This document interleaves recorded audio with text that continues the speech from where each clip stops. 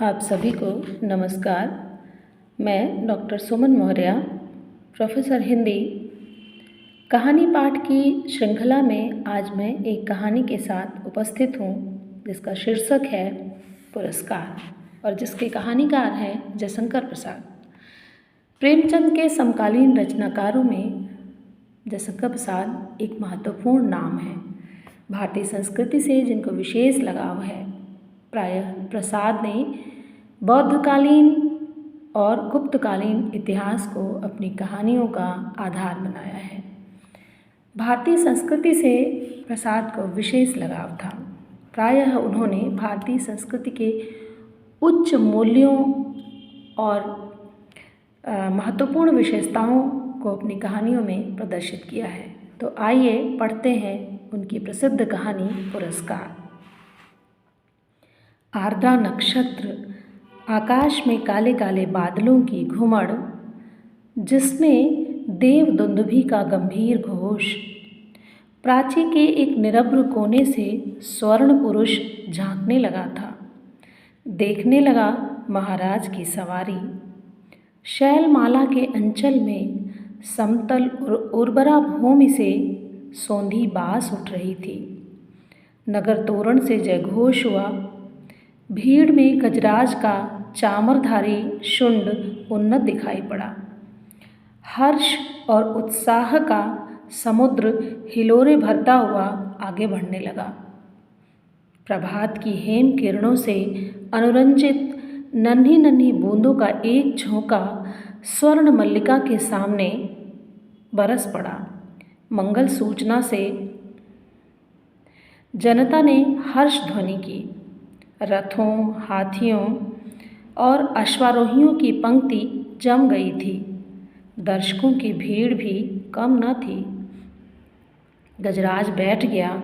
सीढ़ियों से महाराज उतरे। सौभाग्यवती और कुमारी सुंदरियों के दो दल आम्र पल्लवों से सुशोभित मंगल कलश और फूल, कुमकुम तथा खीलों से भरे थाल लिए मधुर गान करते हुए आगे बढ़े। महाराज के मुख पर मधुर मुस्कान थी। पुरोहित वर्ग ने स्वस्त्ययन किया। स्वर्ण रंजित हल की मूठ पकड़कर महाराज ने जुते हुए सुंदर पुष्ट बैलों को चलने का संकेत किया। बाजे बजने लगे। किशोरी कुमारियों ने खीलों और फूलों की वर्षा की। कौशल का वह प्रसिद्ध उत्सव था।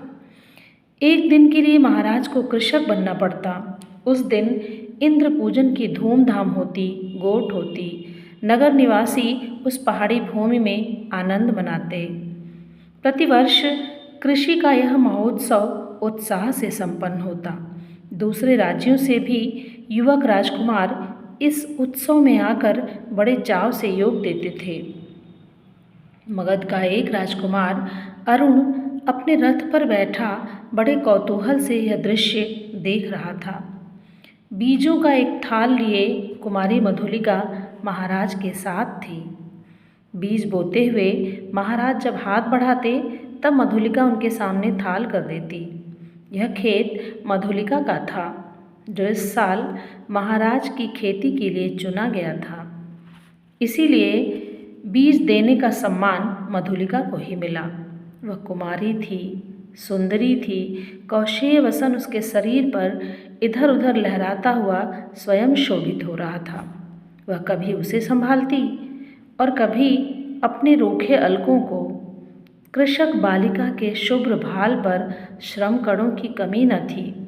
वे सब बरौनियों में गुथे जा रहे थे। सम्मान और लज्जा उसके अधरों पर मंद मुस्कुराहट के साथ सिहर उठते। किंतु महाराज को बीज देने में उसने शिथिलता न दिखाई।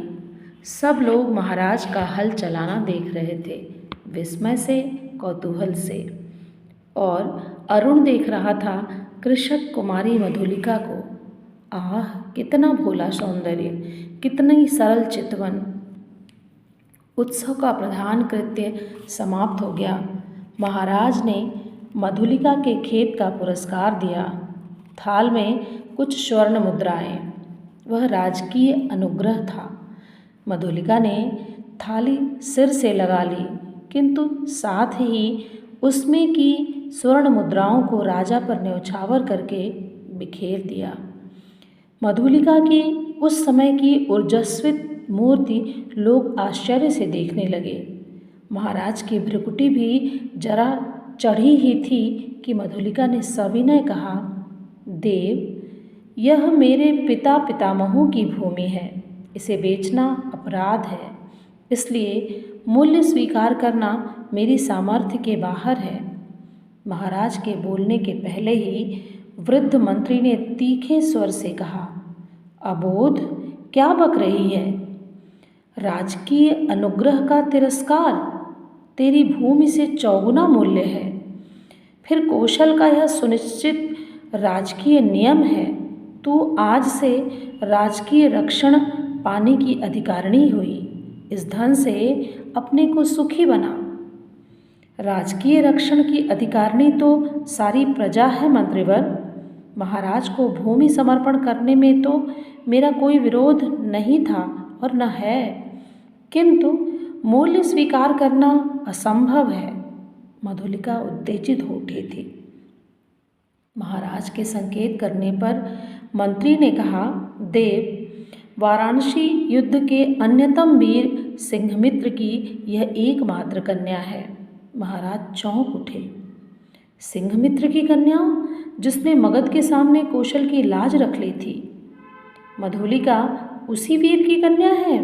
हाँ देव, सविनय मंत्री ने कहा। इस उत्सव का परंपरागत नियम क्या है मंत्रिवर? महाराज ने पूछा। देव, नियम तो बहुत साधारण है। किसी भी अच्छी भूमि को इस उत्सव के लिए चुनकर नियमानुसार पुरस्कार स्वरूप उसका मूल्य दे दिया जाता है, वह भी अनुग्रह पूर्वक, अर्थात भू संपत्ति का चौगुना मूल्य उसे मिलता है। उस खेती को वही व्यक्ति वर्ष भर देखता है, वह राजा का खेत कहा जाता है। महाराज को विचार संघर्ष से विश्राम की अत्यंत आवश्यकता थी। महाराज चुप रहे। जयघोष के साथ उत्सव समाप्त हुआ। सब अपने अपने शिविरों में चले गए, किंतु मधुलिका को उत्सव में फिर किसी ने न देखा। वह अपने खेत की सीमा पर विशाल मधुक वृक्ष के चिकने हरे पत्तों की छाया में अनमनी चुपचाप बैठी रही। रात्रि का उत्सव अब विश्राम ले रहा था। राजकुमार अरुण उसमें सम्मिलित नहीं हुआ। वह अपने विश्राम भवन में जागरण कर रहा था। आँखों में नींद न थी। प्राची में जैसी गुलाली खिल रही थी, वही रंग उसकी आँखों में था। सामने देखा तो मुंडेर पर कपोती एक पैर पर खड़ी, पंख फैलाए अंगड़ाई ले रही थी। अरुण उठ खड़ा हुआ। द्वार पर सुसज्जित अश्व था। वह देखते देखते नगर तोरण पर जा पहुंचा।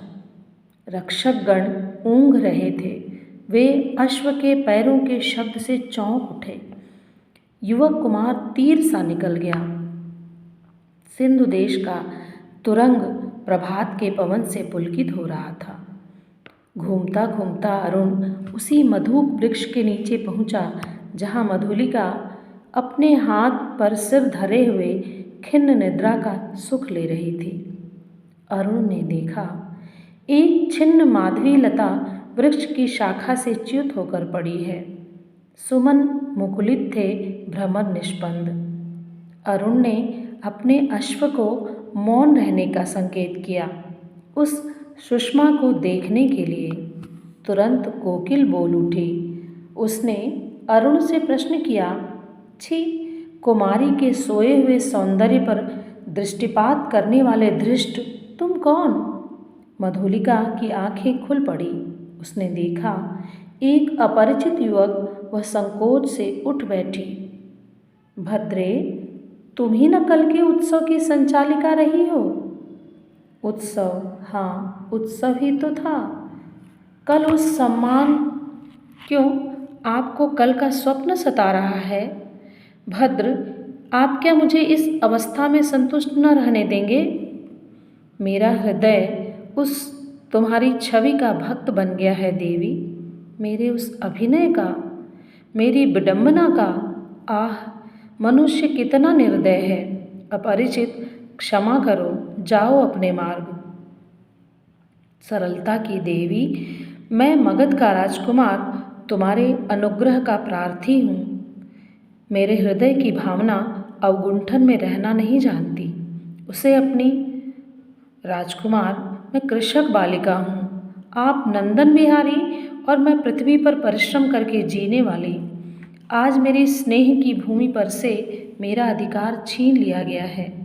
मैं दुख से विकल हूँ, मेरा उपहास न करो। मैं कौशल नरेश से तुम्हारी भूमि दिलवा दूंगा। नहीं, वह कौशल का राष्ट्रीय नियम है। मैं उसे बदलना नहीं चाहती, चाहे उससे मुझे कितना ही दुख हो। तब तुम्हारा रहस्य क्या है? यह रहस्य मानव हृदय का है, मेरा नहीं। राजकुमार, नियमों से यदि मानव हृदय बाध्य होता तो आज मगध के राजकुमार का हृदय किसी राजकुमारी की ओर न खींचकर एक कृषक बालिका का अपमान करने न आता। मधुलिका उठ खड़ी हुई। चोट खाकर राजकुमार लौट पड़ा। किशोर किरणों में उसका रत्न किरीट चमक उठा। अश्व वेग से चला जा रहा था और मधुलिका निष्ठुर प्रहार करके क्या स्वयं आहत ना हुई? उसके हृदय में टीस सी होने लगी। वह सजल नेत्रों से उड़ती हुई धूल देखने लगी। मधुलिका ने राजा का प्रतिदान अनुग्रह नहीं लिया। वह दूसरे खेतों में काम करती और चौथे पहर रूखी सूखी खाकर पड़ी रहती। मधुक वृक्ष के नीचे एक छोटी सी पर्णकुटीर थी। सूखे डंठलों से उसकी दीवार बनी थी। मधुलिका का वही आश्रय था। कठोर परिश्रम से जो रूखा अन्न मिलता वही उसकी सांसों को बढ़ाने के लिए पर्याप्त था। दुबली होने पर भी उसके अंग पर तपस्या की कांति थी। आसपास के कृषक उसका आदर करते। वह एक आदर्श बालिका थी। दिन, सप्ताह, महीने और वर्ष बीतने लगे। शीतकाल की रजनी, मेघों से भरा आकाश जिसमें बिजली की दौड़ धूप। मधुलिका का छाजन टपक रहा था। ओढ़ने की कमी थी। वह ठिठुर कर एक कोने में बैठी थी। मधुलिका अपने अभाव को आज बढ़ाकर सोच रही थी। जीवन से सामंजस्य बनाए रखने वाले उपकरण तो अपनी सीमा निर्धारित रखते हैं, परंतु उनकी आवश्यकता और कल्पना भावना के साथ बढ़ती घटती रहती है। आज बहुत दिनों पर उसे बीती हुई बात स्मरण हुई। 2 नहीं 3 वर्ष हुए होंगे। इसी मधु के नीचे प्रभात में तरुण राजकुमार ने क्या कहा था? वह अपने हृदय से पूछने लगी। उन चाटुकारी के शब्दों को सुनने के लिए उत्सुक सी वह पूछने लगी, क्या कहा था? दुख दग्ध हृदय उन स्वप्न सी बातों को स्मरण रख सकता था, और स्मरण ही होता तो भी कष्टों की इस काली निशा में वह कहने का साहस करता। हाय रे विडंबना! आज मधुलिका उसी बीते हुए क्षण को लौटा लेने के लिए विकल थी। दारिद्र्य की ठोकरों ने उसे व्यथित और अधीर कर दिया है। मगध की प्रासाद माला के वैभव का काल्पनिक चित्र उन सूखे डंठलों की रंध्रों से नभ में बिजली के आलोक में नाचता हुआ दिखाई देने लगा। खिलवाड़ी शिशु जैसे श्रावण की संध्या में जुगनू को पकड़ने के लिए हाथ लपकाता है, वैसे ही मधुलिका मन ही मन कह रही थी, वह अभी निकल गया। वर्षा ने भीषण रूप धारण किया। गड़गड़ाहट बढ़ने लगी। ओले पड़ने की संभावना थी। मधुलिका अपनी जर्जर झोपड़ी के लिए कांप उठी। सहसा बाहर कुछ शब्द हुआ। कौन है यहाँ? पथिक को आश्रय चाहिए। मधुलिका ने डंठलों का कपाट खोल दिया। बिजली चमक उठी। उसने देखा एक पुरुष घोड़े की डोर पकड़े खड़ा है। वह सहसा चिल्ला उठी, राजकुमार! मधुलिका आश्चर्य से युवक ने कहा। एक क्षण के लिए सन्नाटा छा गया। मधुलिका अपनी कल्पना को सहसा प्रत्यक्ष देखकर चकित हो गई। इतने दिनों के बाद आज फिर? अरुण ने कहा। कितना समझाया मैंने, परंतु मधुलिका अपनी दयनीय अवस्था पर संकेत करने देना नहीं चाहती थी। उसने कहा, और आज आपकी यह क्या दशा है? सिर झुकाकर अरुण ने कहा, मैं मगध का विद्रोही निर्वासित कौशल में जीविका खोजने आया हूँ। मधुलिका उस अंधकार में हंस पड़ी। मगध के विद्रोही राजकुमार का स्वागत करे एक अनाथिनी कृषक बालिका, यह भी एक विडंबना है। तो भी मैं स्वागत के लिए प्रस्तुत हूँ।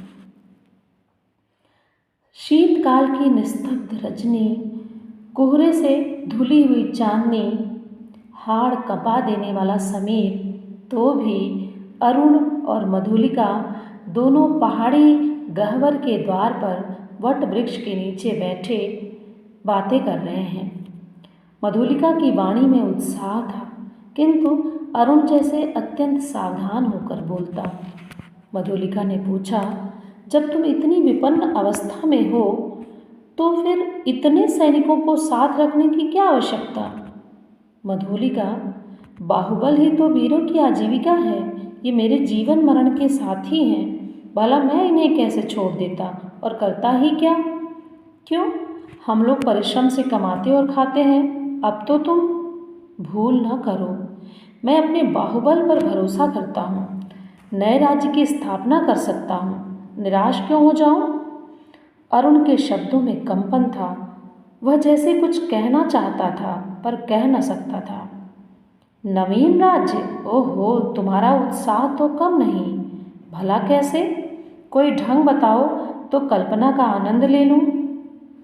कल्पना का आनंद नहीं मधुलिका, मैं तुम्हें राजरानी के सम्मान में सिंहासन पर बिठाऊंगा। तुम अपने छिने हुए खेत की चिंता करके भयभीत ना हो। एक क्षण में सहसा मधुलिका के मन में प्रमाद का अंधड़ बहने लगा। द्वंद्व मच गया। उसने सहसा कहा, आह, मैं सचमुच आज तक तुम्हारी प्रतीक्षा करती थी राजकुमार।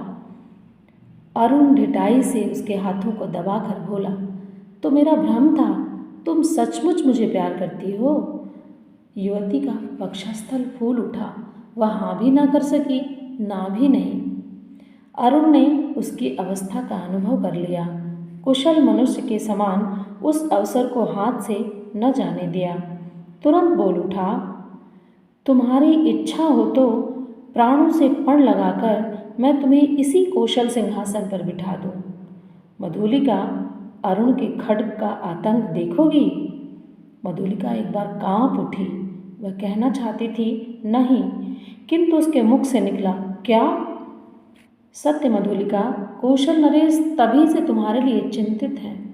यह मैं जानता हूँ। तुम्हारी साधारण सी प्रार्थना वे अस्वीकार न करेंगे। और मुझे यह भी विदित है कि कौशल के सेनापति अधिकांश सैनिकों के साथ पहाड़ी शत्रुओं का दमन करने के लिए बहुत दूर चले गए हैं। मधुलिका की आंखों के आगे बिजलियां हंसने लगी। दारुण भावना से उसका मस्तक विकृत उठा। अरुण ने कहा, तुम बोलती नहीं हो। जो कहोगे वही करूँगी, मंत्रमुग्ध सी मधुलिका ने कहा।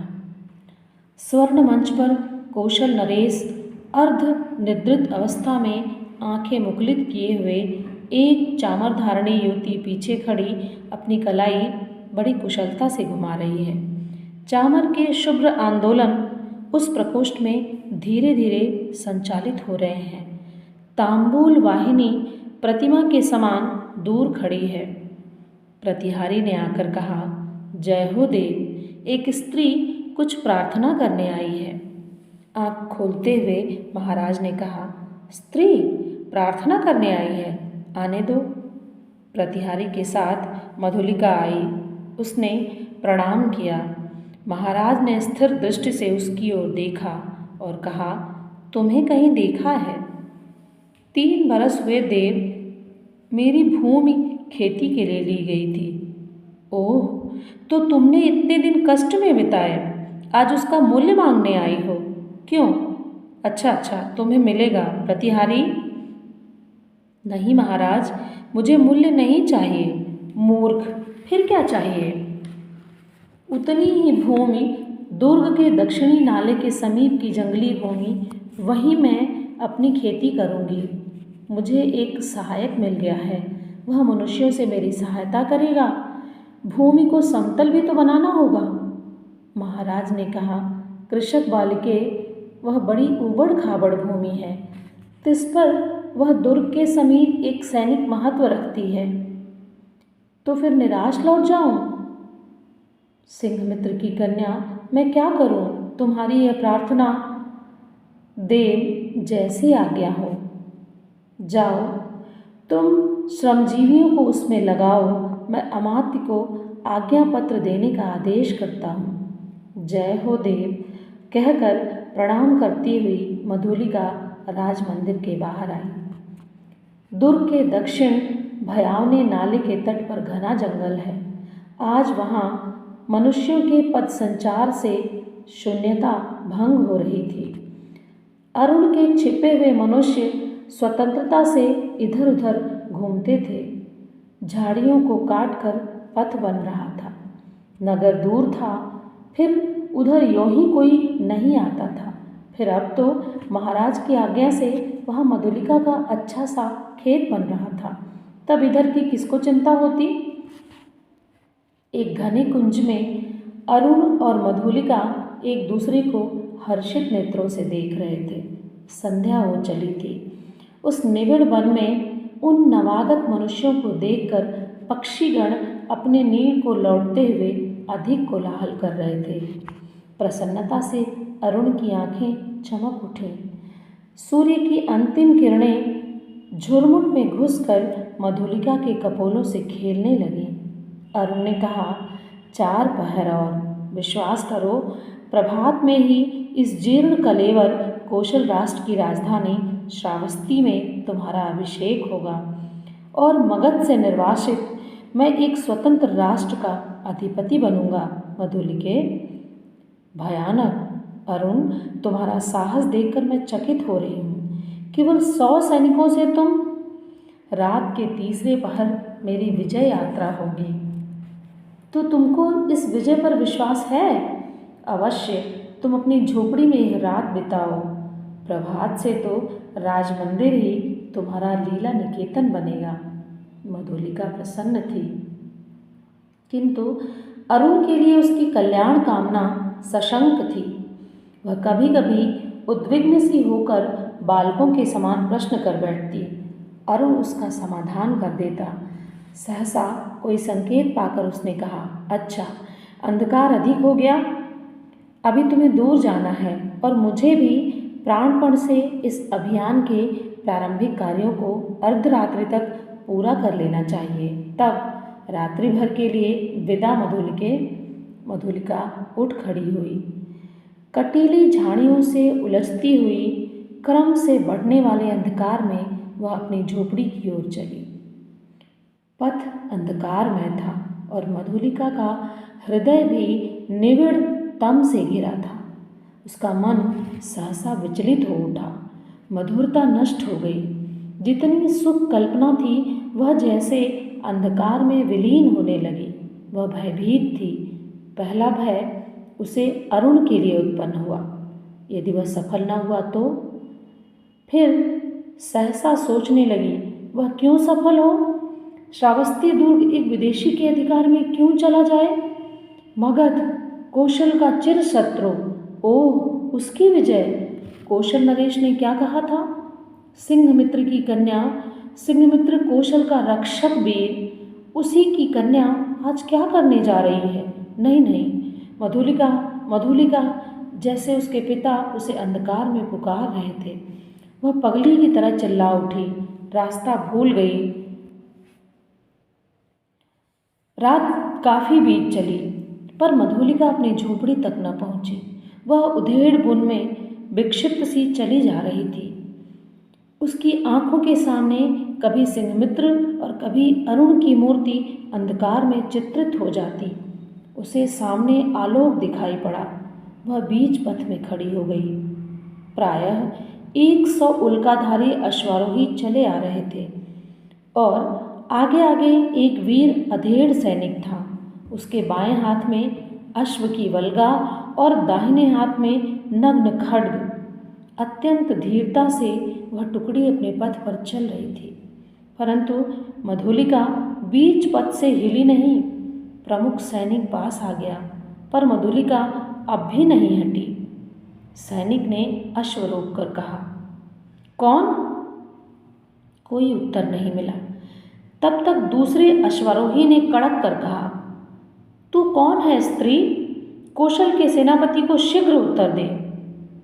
रमणी जैसे विचारग्रस्त स्वर में चिल्ला उठी, बांध लो मुझे, बांध लो, मेरी हत्या करो, मैंने अपराध ही ऐसा किया है।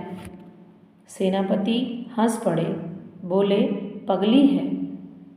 पगली नहीं, यदि वही होती तो इतनी विचार वेदना क्यों होती? सेनापति, मुझे बांध लो, राजा के पास ले चलो। क्या है, स्पष्ट कह। श्रावस्ती का दुर्ग एक प्रहर में दस्युओं के हस्तगत हो जाएगा। दक्षिणी नाले के पार उनका आक्रमण होगा। सेनापति चौंक उठे। उन्होंने आश्चर्य से पूछा, तू क्या कह रही है? मैं सत्य कह रही हूँ, शीघ्रता करो। सेनापति ने 80 सैनिकों को नाले की ओर धीरे धीरे बढ़ने की आज्ञा दी और स्वयं 20 अश्वारोहियों के साथ दुर्ग की ओर बढ़े। मधुलिका अश्वारोही के साथ बांध दी गई। श्रावस्ती का दुर्ग, कौशल राष्ट्र का केंद्र, इस रात्रि में अपने विगत वैभव का स्वप्न देख रहा था। भिन्न राजवंशों ने उसके प्रांतों पर अधिकार जमा लिया है। अब वह केवल कई गांवों का अधिपति है, फिर भी उसके साथ कौशल के अतीत की स्वर्ण गाथाएं लिपटी हैं। वही लोगों की ईर्ष्या का कारण है। दुर्ग के प्रहरी चौंक उठे जब थोड़े से अश्वारोही बड़े वेग से आते हुए दुर्ग द्वार पर रुके। जब उल्का के आलोक में उन्होंने सेनापति को पहचाना, तब द्वार खुला। सेनापति घोड़े की पीठ से उतरे। उन्होंने कहा, अग्निसेन, दुर्ग में कितने सैनिक होंगे? सेनापति की जय हो। 200। उन्हें शीघ्र एकत्र करो, परंतु बिना किसी शब्द के। 100 को लेकर तुम शीघ्र ही चुपचाप दुर्ग के दक्षिण की ओर चलो, आलोक और शब्द ना हो। सेनापति ने मधुलिका की ओर देखा। वह खोल दी गई। उसे अपने पीछे आने का संकेत कर सेनापति राजमंदिर की ओर बढ़े। प्रतिहारी ने सेनापति को देखते ही महाराज को सावधान किया। वे अपनी सुख निद्रा के लिए प्रस्तुत हो रहे थे, किंतु सेनापति और साथ में मधुलिका को देखते ही चंचल हो उठे। सेनापति ने कहा, जय हो देव, इस स्त्री के कारण मुझे इस समय उपस्थित होना पड़ा है। महाराज ने स्थिर नेत्रों से देखकर कहा, सिंहमित्र की कन्या, फिर यहाँ क्यों? क्या तुम्हारा क्षेत्र नहीं बन रहा है? कोई बाधा? सेनापति, मैंने दुर्ग के दक्षिण नाले के समीप की भूमि से दी है। क्या उसी संबंध में तुम कहना चाहते हो? देव, किसी गुप्त शत्रु ने उसी ओर से आज रात दुर्ग पर अधिकार कर लेने का प्रबंध किया है और इसी स्त्री ने मुझे पथ में संदेश दिया है। राजा ने मधुलिका की ओर देखा। वह कांप उठी। घृणा और लज्जा से वह गड़ी जा रही थी।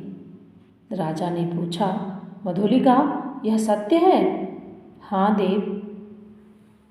राजा ने सेनापति से कहा, सैनिकों को एकत्र करके तुम चलो, मैं अभी आता हूँ।